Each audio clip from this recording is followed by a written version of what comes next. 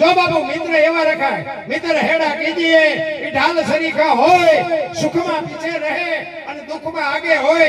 અડધી રાતે બારણું ખખડાવવાનું બાપુ જે જવાબ આપે ને ભાઈબંધ એવા રખાય. હું તો એક વાત કરું કે રોડ ઉપર કોઈક દીકરી જુવાન હાલી જતી હોય અને કોઈ લુખો લફંગો માણા બાવડું પકડે અને દીકરી રાયડું ફાડે અને વાડીમાં કોઈ ખેડૂ નાકા વાળતો હોય અને આ રાયડું સાંભળે જાય પાવડો લઈને જાય અને ઓલા બે પાવડા નાખીને છોડાવે. નથી લાગતું રામાપીર કોઈ ત્યાં આવ્યો એવું નથી લાગતું? પણ આપણે તો કે ઘોડો હોય, લીલા લુગડા હોય, હાથમાં ભાલું હોય, હવે આવો આવવાનું નથી ને આપણો મેળ પડવાનો નથી. વિશ્વ વ્યાપક નિરંજન નિરાકાર બાપુ તલ મૂકે એટલી જગ્યા નથી. એક લખવું તો લખી લે, પણ આનો અનુભવ થાય બાપુ પ્રત્યક્ષ છે જ નહીં. કોઈને મળ્યો નથી, ખોટી વાત. પણ આખી દુનિયામાં રખડો ને તમારું કામ ન થાય ને તમારા ઘરે હોતા હોય ને હવારે ખબર પડે કે તમારું કામ થઈ ગયું એટલે સમજી લેવાનું કે આવીને કરી ગયો. બસ મુદ્દો આટલો છે. તોય બધા વજન લઈને ફરે, મેં કર્યું, મેં ખેતર લીધું, મેં ટ્રેક્ટર લીધું, મેં બંગલો બનાવ્યો. જાવતા લેતા જજો ને બીજા વાપરશે. અરે કાંઈ છે જ નહીં. મારા બાપુ માના જન્મે ને 2-2.5 કિલો નો હોય, 60-80-100 વર્ષ જીવન મરી જાય ને શમશાનમાં લઈને હળગાવી નાખો ને પછી રખ્યા ભેળે કરીને ચોખ્ખો એટલે 2-2.5 કિલો થાય. વાતમાં કાંઈ છે નહીં. શું ઠેકડા ભરવાની વાત છે. 84 લાખ યોની છે એવું મહાપુરુષો કહે છે.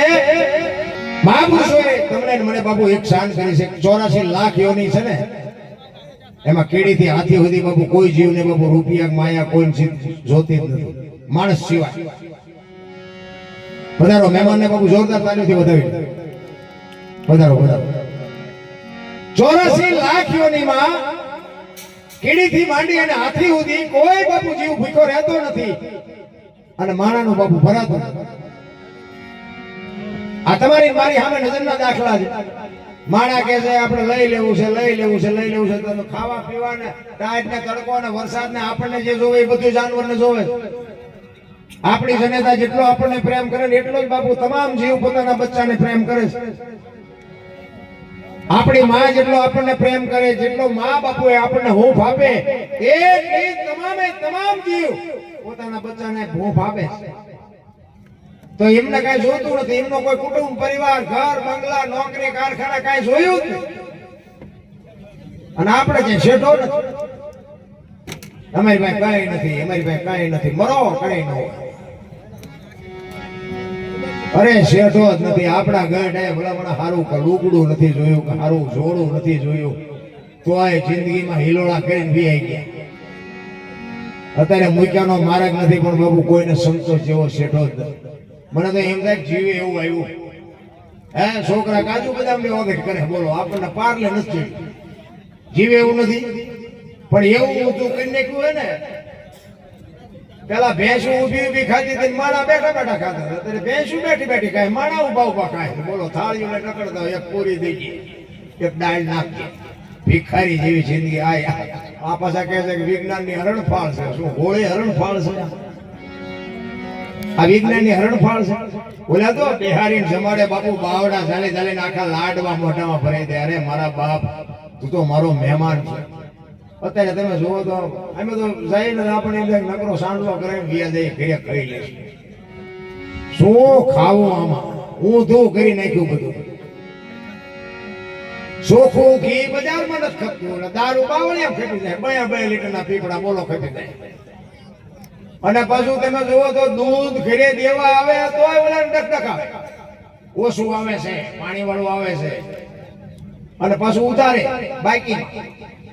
ઓલા દારૂમાં કોઈ પૂછતું જ નથી. રોકડા પૈસા દેવાના, મોરો છે ધોરો છે કઈ કહેવાનું જ નહીં. બોલો એમને પીને આવતા રહે. બોલો અને પાછો કેસ ધંધો. દૂધમાં ઓલો દૂધ વાળો ઘરે દેવા આવે, પાછો મહિને પૈસા દેવા, અને તોય પાછા ડકડકા. દૂધ જરા ખારું મોકલાવજો. એટલે હારું છે. આ ઓલો કપાતરા ઇનપા જાય, ઇનપાનું એનું કઈક કરો. ઊંધું કરી નાખ્યું. આપણે પેલા ગયા તમે જોવો તો થીગડા ઉપર થીગડા ઠપકરીને રહેતા હતા. અત્યારે ભગવાને આપ્યું કે માણસ ફાટલા પહેરવાનું ચાલુ કર્યું. એટલે જીન્સમાં માથા આવ્યા એવા પહેરે. આપણને ઘરે તમારી બોલી આવા તમે પહેરતા હતા, ખબર નથી કે આવું આવશે ને. કઈ હાચવી નાખ્યા તો તારે મેં પહેરે. અરે દેહના પ્રદર્શન થોડા હોય મારા બાપ.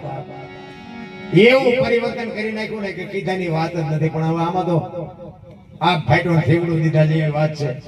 મારી તો એક જ ભલામણ છે કે મા બાપ ને બાપુ બે ટાઈમ હાચવજો, બે ટાઈમ સારો રોટલો દેજો, કુટુંબ પરિવારમાં એકતા રાખો અને વ્યસનથી આઘાત. હું કોઈ નથી કહેતો કથા બેહાડો, માંડવા નાખો, મંદિર બનાવો, એ બધું જેમ છે એમ છે, બરોબર જ છે. દેતા હોય દેજો, હું કોઈ ના પાડવા ન થાય. પણ માને બાપ ને બાપુ હાચવા વગર તમે કરોડો રૂપિયાના દાન કરો ને બાપુ, લખાય નહીં. ક્યાંય લખવું હોય તો લખી લેજો. આ ભણતર નહોતું ને, ભણતર આપણા ગઢડા અંગોઠા સાહેબ હતા, પણ એ અંગોઠા સાહેબ હતા ને ત્યાં સુધી વૃદ્ધાશ્રમ ન ખોલ્યા. જો નથી દેખાતું મને, તમને નથી દેખાતું? આ ભણતર નો હું માનું છું 100% ભણાવવા પડે છોકરા, 101% ભણાવવા પડે. પણ આ ભણતર આવ્યા પછી જો ગઢડાને એક બટકું રોટલો દેવા પ્રજા રાજી ન હોય તો આ ભણતરની કિંમત શું હોય એમ કહેવા માંગુ છું.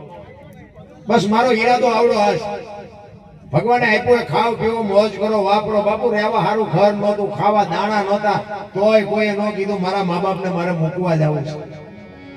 અત્યારે મૂક્યાનો માર્ગ નથી, પણ બાપુ માન બાપ જ નથી ગમતા તો જિંદગીમાં કોઈ દી ગાડી ન હાલે પાટે.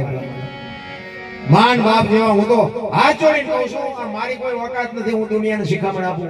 હું તો હાથ જોડીને કહું છું, તમારે જો જિંદગી વ્યવસ્થિત જીવવી હોય, તમારી પેઢી કઈક વ્યવસ્થિત વાયા જો બાપુ પેદા થાય ને, એ મા બાપના આશીર્વાદથી જ થાય. બાપુ બુદ્ધિ તમે ગમે એવી સ્કૂલમાં ભણાવો તો પરજા કપા તરત થાય. મા બાપને ન ભણાય હાચવા હોય.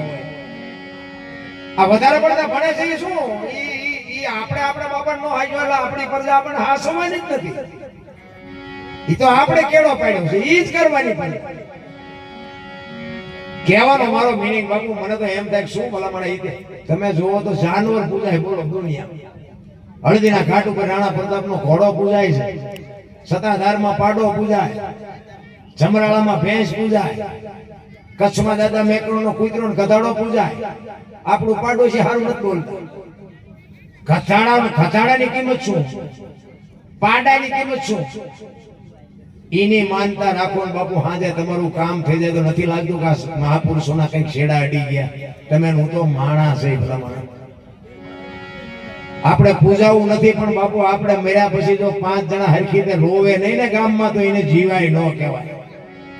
અરે હું તો એમ કહું, રાતના 2 વાગે તમારા ઘરે આવો અને તમારી શેરીનું કૂતરું તમને જોઈને જો પૂછડી ન પટપટાવે મરી જવાય. કૂતરું નથી ઓળખતું, દુનિયા શું ઓળખે ભલામણ? ને કે આપણું કૂતરું આ ઊભું ન થાય ખંભા સુધી, મારો ધણી આવ્યો, મારો ધણી આવ્યો. પણ એ આમ નજર કરીને કે આ તો ઓલું કે જાને ત્યાં બટકું રોટલો નાખ્યો. એને પ્રેમની જરૂર છે. પ્રેમ ને વાચા હોત તો જગત જોગી બની જાત, હલકી હિમાલય જાત. પછી ભગવા પ્રેમ આપો ને તો જાનવર તમને માર ન ખાવા દે બાપુ. કોઈક માલધારી બેઠા હોય એને ખબર છે.